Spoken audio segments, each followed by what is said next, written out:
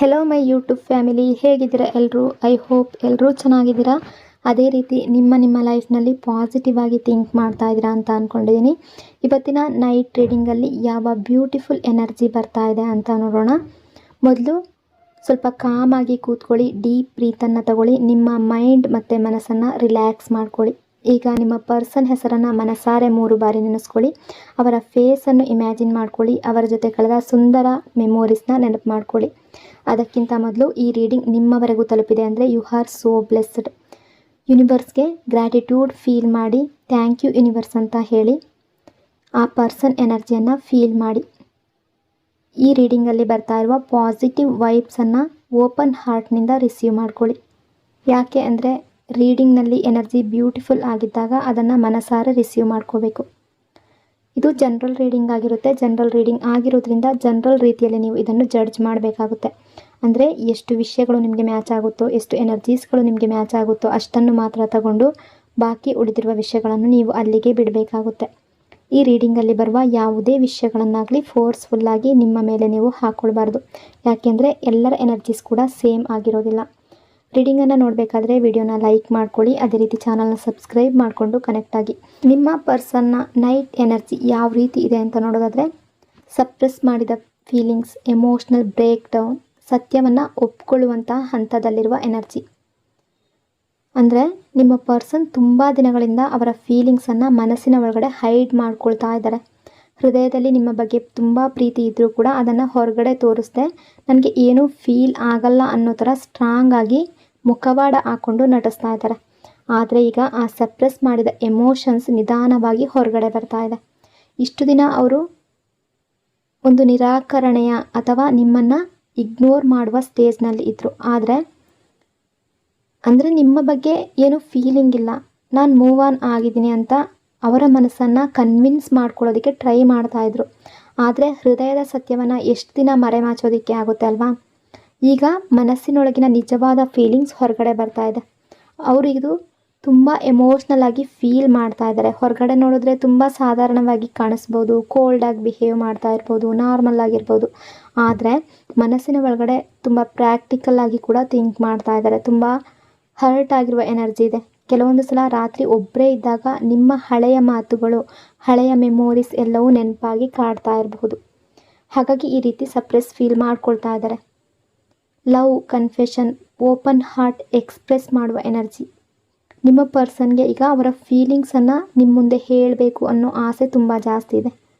ನಿಮ್ಮ ಮೇಲೆ ಎಷ್ಟು ಪ್ರೀತಿ ಇದೆ, ನಿಮ್ಮನ್ನು ಎಷ್ಟು ಮಿಸ್ ಮಾಡ್ಕೊಳ್ತಾ ಇದ್ದಾರೆ ಅದನ್ನು ಕ್ಲಿಯರಾಗಿ ಹೇಳಬೇಕು ಅಂತ ಅನ್ನಿಸ್ತಾ ಇದೆ. ಇಷ್ಟು ದಿನ ಅವರ ಎಮೋಷನ್ಸ್ ತೋರಿಸಿದ್ರೆ ಎಲ್ಲಿ ಅವರು ವೀಕ್ ಅಂತ ಕಾಣ್ತಾರೋ ಅಂತ ಯೋಚನೆ ಮಾಡ್ತಾಯಿದ್ರು.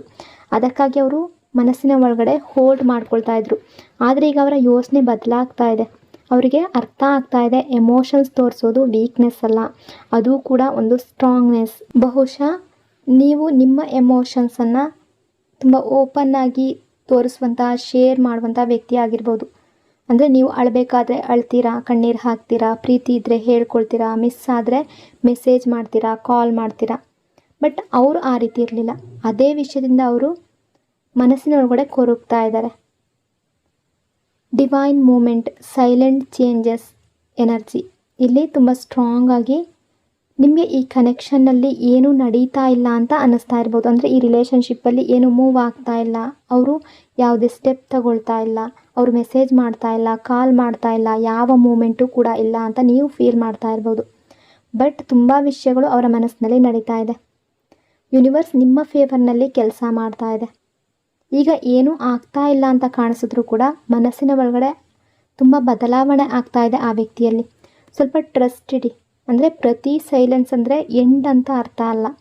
ಕೆಲವೊಂದು ಸಲ ಜನ ದೂರ ಇದ್ದಾಗಲೇ ಅವರ ನಿಜವಾದ ಫೀಲಿಂಗ್ಸನ್ನು ಅರ್ಥ ಮಾಡ್ಕೊಳ್ತಾರೆ. ಅವರಿಂದ ದೂರ ಆಗಿರುವವರ ಬಗ್ಗೆ ಥಿಂಕ್ ಮಾಡೋದಕ್ಕೆ ಶುರು ಮಾಡ್ತಾರೆ. ಅವರ ವ್ಯಾಲ್ಯೂ ಯಾವಾಗ ಅರ್ಥ ಆಗೋದು ಅಂದರೆ ಆ ವ್ಯಕ್ತಿ ಅವರಿಂದ ದೂರ ಇದ್ದಾಗಲೇ ಅವರಿಗೆ ಅರ್ಥ ಆಗೋದು.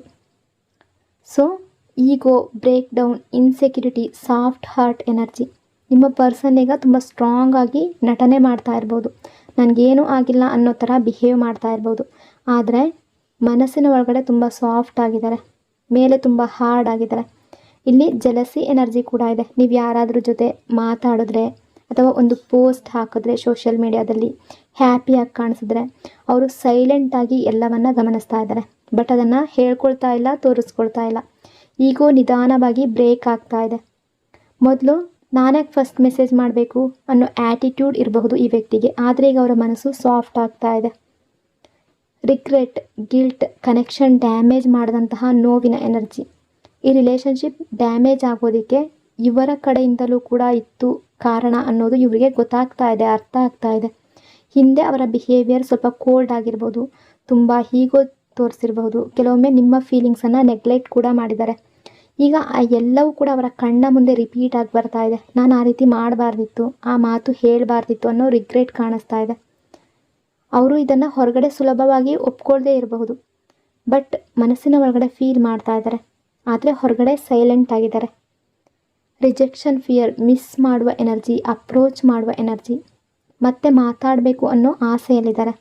ಬಟ್ ಭಯ ಇದೆ, ನೀವು ಅವರನ್ನು ರಿಜೆಕ್ಟ್ ಮಾಡ್ತೀರಾ.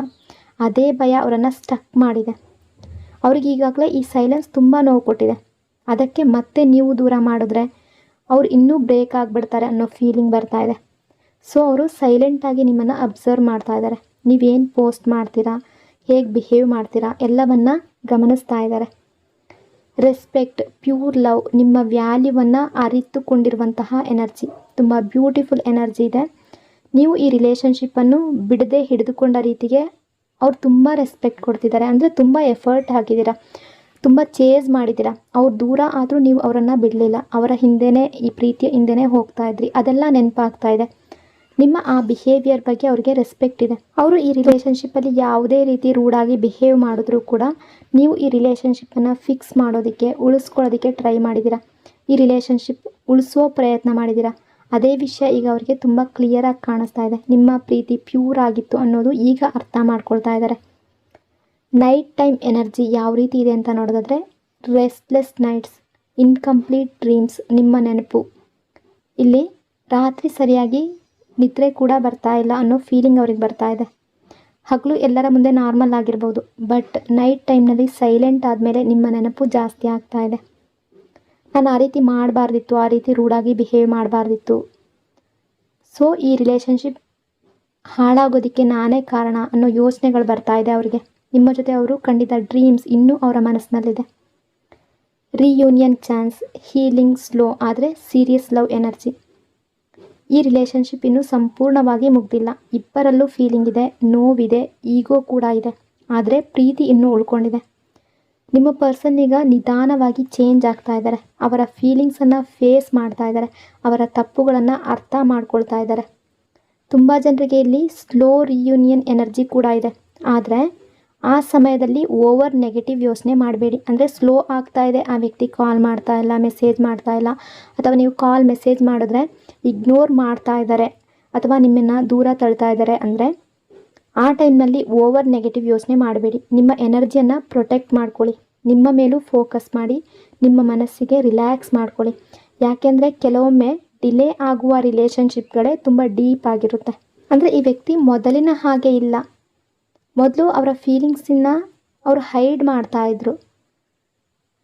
ಏನು ಫೀಲ್ ಆಗ್ತಾ ಇದೆ ಅನ್ನೋದನ್ನು ಅವಾಯ್ಡ್ ಮಾಡ್ತಾಯಿದ್ರು. ಕೆಲವೊಮ್ಮೆ ಸೈಲೆಂಟ್ ಆಗಿದ್ದರು, ಕೆಲವೊಮ್ಮೆ ಈಗೋ ಹಿಡ್ಕೊಳ್ತಾಯಿದ್ರು, ನನಗೇನೂ ಆಗಿಲ್ಲ ಅನ್ನೋ ರೀತಿ ಬಿಹೇವ್ ಮಾಡ್ತಾಯಿದ್ರು. ಆದರೆ ಈಗ ತುಂಬ ಬದಲಾವಣೆ ಆಗ್ತಾ ಇದೆ. ಈ ದೂರ, ಈ ಸೈಲೆನ್ಸ್, ಈ ಮಿಸ್ ಮಾಡುವ ಫೀಲಿಂಗ್ ಇದೆಲ್ಲವೂ ಮನಸ್ಸಿನ ಒಳಗಡೆಯಿಂದ ಯೋಚಿಸುವ ರೀತಿ ಮಾಡ್ತಾ ಇದೆ. ಈಗ ಅವರು ಅವರ ಫೀಲಿಂಗ್ಸನ್ನು ಸಪ್ರೆಸ್ ಮಾಡೋದಕ್ಕೆ ಆಗ್ತಾ ಇಲ್ಲ. ನಿಮ್ಮ ನೆನಪು ಬಂದಾಗ ಅದನ್ನು ಇಗ್ನೋರ್ ಮಾಡೋದು ಕಷ್ಟ ಆಗ್ತಾ ಇದೆ. ಕೆಲವೊಮ್ಮೆ ನೀವು ಜೊತೆ ಟೈಮ್ ಸ್ಪೆಂಡ್ ಮಾಡಿದ್ದಾಗಿರ್ಬೋದು, ನಿಮ್ಮ ಜೊತೆ ಮಾತನಾಡಿದ ಹಳೆಯ ಮಾತುಗಳಾಗಿರ್ಬೋದು, ನಿಮ್ಮ ಕೇರ್ ಆಗಿರ್ಬೋದು, ನೀವು ಮಾಡಿದ ಸಣ್ಣ ಸಣ್ಣ ಎಫರ್ಟ್ಸ್ಗಳಾಗಿರ್ಬೋದು ಅವ್ರಿಗೆ ನೆನಪಾಗ್ತಾ ಇದೆ. ಮೊದಲು ನೀವು ಮಾಡಿದ ಕೇರನ್ನು ನಾರ್ಮಲ್ ಅಂತ ತಗೊಂಡಿರಬಹುದು. ಆದರೆ ಈಗ ಅದೇ ಕೇರ್ ಸಿಗದೇ ಇರುವಾಗ ಅದರ ವ್ಯಾಲ್ಯೂ ಅರ್ಥ ಆಗ್ತಾ ಇದೆ. ಅವ್ರು ನಿಜವಾಗ್ಲೂ ನನ್ನ ಬಗ್ಗೆ ಜೆನ್ಯೂನ್ ಆಗಿ ಫೀಲ್ ಮಾಡ್ತಾಯಿದ್ರು ಅನ್ನೋ ರಿಯಲೈಸೇಷನ್ ನಿಧಾನವಾಗಿ ಅವ್ರಿಗೆ ಅರ್ಥ ಆಗ್ತಾ ಇದೆ. ಅವರು ಅವರ ತಪ್ಪುಗಳನ್ನು ಈಗ ಮನಸ್ಸಿನ ಒಳಗಡೆ ಒಪ್ಕೊಳ್ತಾ ಇದ್ದಾರೆ. ಹಿಂದೆ ಮಾತಿನಲ್ಲಿ ತುಂಬ ರೂಡ್ ಆಗಿರ್ಬೋದು, ನಿಮ್ಮ ಫೀಲಿಂಗ್ಸನ್ನು ಲೈಟಾಗಿ ತಗೊಂಡಿರ್ಬೋದು, ನಿಮಗೆ ಬೇಕಿದ್ದ ಸಮಯದಲ್ಲಿ ದೂರ ಆಗಿರ್ಬೋದು. ಈ ಎಲ್ಲ ವಿಷಯಗಳು ಈಗ ಅವರ ಮನಸ್ಸಿನಲ್ಲಿ ಮತ್ತೆ ಮತ್ತೆ ಓಡ್ತಾ ಇದೆ. ಆದರೆ ಈ ಸಲ ಕೇವಲ ಸಾರಿ ಹೇಳುವ ಎನರ್ಜಿ ಅಲ್ಲ, ನಿಜವಾಗ್ಲೂ ಬದಲಾಗಬೇಕು ಅನ್ನೋ ಫೀಲಿಂಗಲ್ಲಿದ್ದಾರೆ. ಯಾಕೆಂದರೆ ಅವರಿಗೆ ಭಯ ಕೂಡ ಇದೆ, ನಿಮ್ಮನ್ನು ನಿಜವಾಗ್ಲೂ ಕಳ್ಕೊಂಡ್ರೆ ಅಂತ. ಅದೇ ಫೀಲಿಂಗ್ ಅವರನ್ನು ಮನಸ್ಸಿನ ಒಳಗಡೆಯಿಂದ ಸಾಫ್ಟ್ ಮಾಡ್ತಾ ಇದೆ. ಇಲ್ಲಿ ತುಂಬ ಜನರಿಗೆ ಸ್ಲೋ ರಿಯೂನಿಯನ್ ಎನರ್ಜಿ ಕಾಣಿಸ್ತಾ ಇದೆ. ಅಂದರೆ ಎಲ್ಲವೂ ಒಂದೇ ದಿನದಲ್ಲಿ ಮ್ಯಾಜಿಕ್ ಥರ ಸರಿ ಆಗೋದು ಅಲ್ಲ, ಸ್ವಲ್ಪ ಟೈಮ್ ತೊಗೊಳ್ಬಹುದು. ಯೂನಿವರ್ಸ್ ನಿಮಗೂ ಕೂಡ ಒಂದು ಗೈಡೆನ್ಸ್ ಕೊಡ್ತಾ ಇದೆ. ಆ ಟೈಮ್ನಲ್ಲಿ ಓವರ್ ನೆಗೆಟಿವ್ ಆಗಬೇಡಿ. ಪ್ರತಿದಿನ ಅಂದ್ಕೊಳ್ಳೋದು ಅವರು ಕಾಲ್ ಮಾಡ್ತಾರೆ, ಮೆಸೇಜ್ ಮಾಡ್ತಾರೆ, ಮಾತಾಡ್ತಾರೆ, ನನ್ನನ್ನು ಮಿಸ್ ಮಾಡ್ತಾರಾ, ಅವ್ರು ಬರ್ತಾರಾ, ಈ ರೀತಿ ಓವರ್ ಥಿಂಕಿಂಗ್ ಮಾಡ್ತಾ ಇದ್ದರೆ ನಿಮ್ಮ ಎನರ್ಜಿ ತುಂಬ ಡ್ರೈನ್ ಆಗ್ತಾ ಹೋಗುತ್ತೆ. ಅದಕ್ಕಿಂತ ಸ್ವಲ್ಪ ನಿಮ್ಮ ಮನಸ್ಸಿನ ಮೇಲೂ ಫೋಕಸ್ ಮಾಡಿ, ಕಾಮ್ ಆಗಿರಿ, ನಿಮಗೆ ಇಷ್ಟವಾದ ಕೆಲಸ ಮಾಡಿ. ತುಂಬ ಕಣ್ಣೀರು ಹಾಕೋದು, ತುಂಬ ಅಳೋದು, ತುಂಬ ಸ್ಟಾಕ್ ಮಾಡೋದು, ಆನ್ಲೈನ್ನಲ್ಲಿ ತುಂಬ ಪೇಯ್ನಲ್ಲಿರೋದು, ಇದೆಲ್ಲ ನಿಮ್ಮ ಹಾರ್ಟನ್ನು ಇನ್ನೂ ಟಯರ್ಡ್ ಮಾಡಿಬಿಡುತ್ತೆ. ನಿಮ್ಮ ಮನಸ್ಸಿಗೆ ಸಮಾಧಾನ ಅನ್ನೋದು ತುಂಬ ಮುಖ್ಯ. ಯಾಕೆಂದರೆ ಕೆಲವೊಮ್ಮೆ ತುಂಬ ಡಿಲೇ ಆಗುವ ಕನೆಕ್ಷನ್ಗಳೇ ತುಂಬ ಡೀಪ್ ಆಗಿರುತ್ತೆ. ಒಬ್ಬರನ್ನೊಬ್ಬರು ಬೇಗ ಸಿಗುವ ಪ್ರೀತಿಗಿಂತ ತುಂಬ ನೋವು, ತುಂಬ ದೂರ, ಮಿಸ್ ಮಾಡುವ ಹಂತ ದಾಟಿ ಮತ್ತೆ ಸೇರುವ ಪ್ರೀತಿ ತುಂಬ ಡಿಫ್ರೆಂಟ್ ಆಗಿರುತ್ತೆ. ಸೊ ಆ ಎನರ್ಜಿ ಇಲ್ಲಿ ತುಂಬ ಜಾಸ್ತಿ ಕಾಣ್ತಾ ಇದೆ. ಕೆಲವೊಮ್ಮೆ ಒಂದು ರಿಲೇಷನ್ಶಿಪ್ಪಲ್ಲಿ ಡಿಸ್ಟೆನ್ಸ್ ಬಂದರೂ ಕೂಡ ಅದರ ಒಳಗಿನ ನಿಜವಾದ ಫೀಲಿಂಗ್ಸ್ ಮಾಯ ಆಗಿರೋದಿಲ್ಲ. ಬದಲಿಗೆ ಕೆಲವರ ಬೆಲೆ ಇನ್ನೂ ಹೆಚ್ಚು ಅರ್ಥ ಆಗುತ್ತೆ. ಸೊ ಈ ರೀಡಿಂಗ್ ನಿಮಗೆ ಇಷ್ಟ ಆಗಿದೆ ಅಂದ್ಕೊಂಡಿದ್ದೀನಿ. ಇಷ್ಟ ಆಗಿದರೆ ಪಾಸಿಟಿವ್ ಆಗಿ ಕಮೆಂಟ್ ಮಾಡಿ. ನಿಮ್ಮ ರಿಲೇಷನ್ಶಿಪ್ಪಲ್ಲಿ ಮತ್ತೆ ಪೀಸ್, ಹ್ಯಾಪಿನೆಸ್ ಅನ್ನೋದು ಬರಲಿ. ನಿಮ್ಮಿಬ್ಬರ ಮಧ್ಯೆ ಇರುವ ಮಿಸ್ಅಂಡರ್ಸ್ಟ್ಯಾಂಡಿಂಗ್ ಏನಾದರೂ ಅದೆಲ್ಲವೂ ಆದಷ್ಟು ಬೇಗ ಕ್ಲಿಯರ್ ಆಗಲಿ. ನಿಮ್ಮ ಹಾರ್ಟ್ ಕೇಳ್ತಾ ಇರುವ ಆ ಟ್ರೂ ಲವ್ ನಿಮಗೆ ಸಿಗಲಿ. ನಿಮ್ಮ ಕನಸುಗಳು, ನೀವು ಕಂಡ ಕನಸುಗಳು ಎಲ್ಲವೂ ರಿಯಾಲಿಟಿಗೆ ಬರಲಿ. ನಿಮ್ಮ ಲೈಫ್ನಲ್ಲಿ ಹ್ಯಾಪಿನೆಸ್, ಕ್ಲಾರಿಟಿ ಮತ್ತು ಲವ್ ತುಂಬಿರಲಿ ಅಂತ ಬ್ಲೆಸ್ ಮಾಡ್ತಾ ಇನ್ನೊಂದು ರೀಡಿಂಗಲ್ಲಿ ಮತ್ತೆ ಸಿಗ್ತೀನಿ. ಅಲ್ಲಿವರೆಗೂ ಥ್ಯಾಂಕ್ ಯು ಸೋ ಮಚ್. ಪ್ರತಿಯೊಬ್ಬರಿಗೂ ಕೂಡ lots and lots of love. ನಿಮ್ಮ ಪ್ರೀತಿ, ನಿಮ್ಮ ಸಪೋರ್ಟ್ ಹೀಗೆ ಇರಲಿ. Take care, stay positive. God bless you all. Thank you so much.